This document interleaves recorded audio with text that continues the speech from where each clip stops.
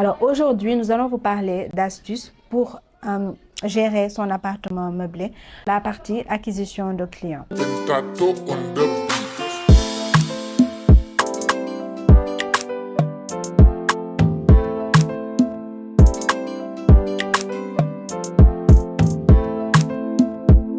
Salut tout le monde, moi c'est Jama de la conciergerie Airbnb Sénégal. Bienvenue à la première chaîne YouTube dédiée à l'investissement immobilier au Sénégal, notamment à la location saisonnière. Donc si vous venez de me suivre, moi c'est Jama, je suis gestionnaire d'appartements meublés sur Dakar et sur la Petite Côte. Donc si ces thématiques vous intéressent, si vous envisagez d'investir dans l'immobilier à travers la location Airbnb, vous pouvez vous abonner, partager le contenu à d'autres personnes qui seraient intéressées.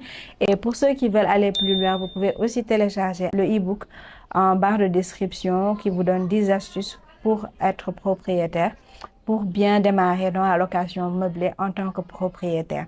Donc restez jusqu'à la fin. Alors aujourd'hui, nous allons vous parler d'astuces pour gérer son appartement meublé, la partie acquisition de clients. Donc, comme vous savez, la problématique de la plupart des propriétaires, c'est comment acquérir des clients et surtout des clients de qualité qui ne vont pas vous faire des dégâts ou bien vous poser en tout cas des problèmes. Donc, la première astuce que je vais donner, si vous publiez dans des plateformes comme Airbnb, vous avez la possibilité de sélectionner, il y a un paramètre qui permet de sélectionner le type de voyageur que vous voulez, c'est-à-dire de sélectionner que des voyageurs qui ont une expérience passée positive, qui ont reçu de bonnes notes de la part d'autres propriétaires. Donc, pour ces voyageurs-là, vous êtes sûr qu'ils ne vous poseront aucun problème. En tout cas, ils auront un comportement exemplaire avec l'appartement. Donc, c'est un petit paramètre que je vais peut-être vous montrer après sur l'ordinateur pour que vous puissiez régler ça pour être tranquille pour Airbnb. Maintenant, pour Booking, cette option n'existe pas. Booking permet à tout le monde de réserver. Donc, pour Booking, vous n'avez pas la possibilité de faire un filtrage par rapport à des paramètres qui peut réserver votre appartement ou pas. Donc, pour Booking, c'est pas possible. Donc, certains propriétaires même préfèrent aller juste sur Airbnb comme ils ont la possibilité de faire cette sélection-là.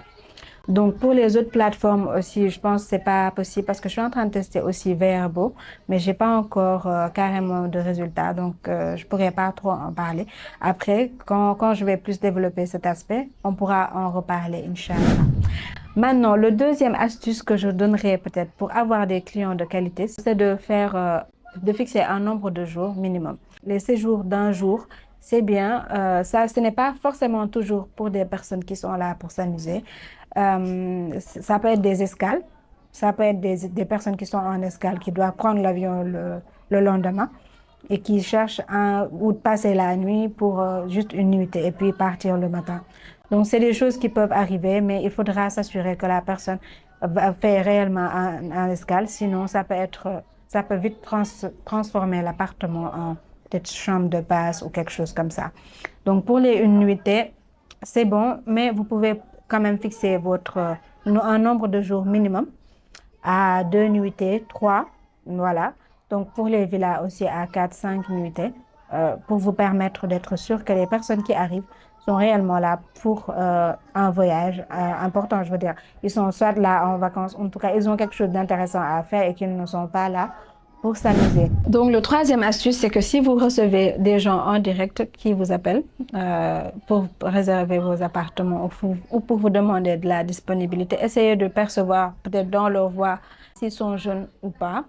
Et pour ne pas avoir de dégâts et puis pour ne pas aussi prendre le risque de louer à des jeunes gens qui vont venir et puis qui vont faire soit des dégâts ou bien ils vont faire plein de bêtises en tout cas jusqu'à ce que les voisins se plaignent ou bien qu'il y ait un problème, en tout cas un incident qui va impliquer la police ou quelque chose comme ça. Donc, quand quelqu'un réserve chez vous en direct, essayez de percevoir dans sa voix, bon, quel type de personne il peut être en fait.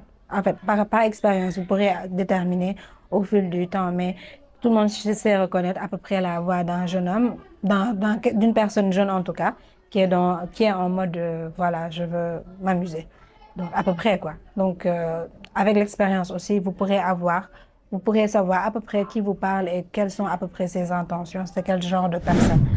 Donc, le quatrième astuce qu'on va dire, Bon, c'est de prêter une attention particulière aux réservations du week-end.